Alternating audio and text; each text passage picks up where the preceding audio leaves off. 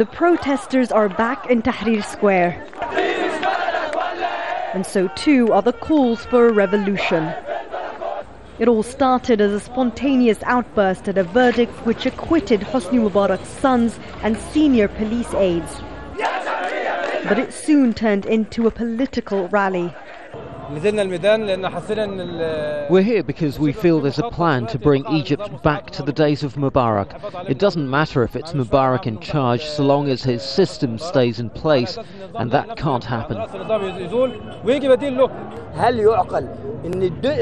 To think how the whole world watched us fight for our rights in Tahrir Square, where hundreds were killed, but in the end, not a single person was given the death sentence.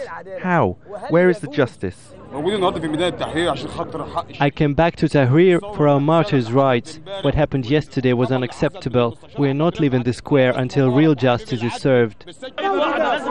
2 weeks away from a presidential runoff vote, the Muslim Brotherhood is keen to make the most of the moment, pitting their candidate as the revolutionary.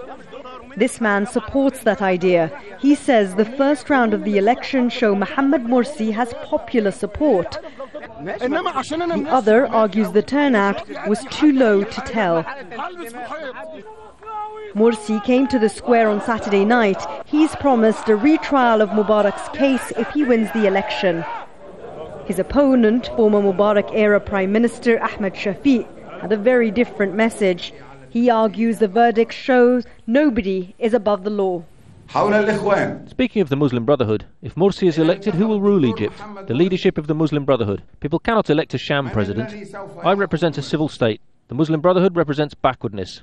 I represent light. Muslim Brotherhood, darkness and secrets. I represent all of Egypt. They represent an isolated section.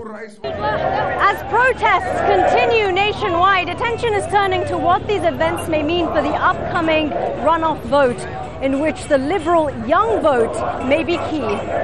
For now, Mohammed Morsi and the Brotherhood are gaining from the protests. But 2 weeks is a long time in Egyptian politics, where momentum swings on an almost daily basis. Sherine, Tadros, Al Jazeera, Cairo.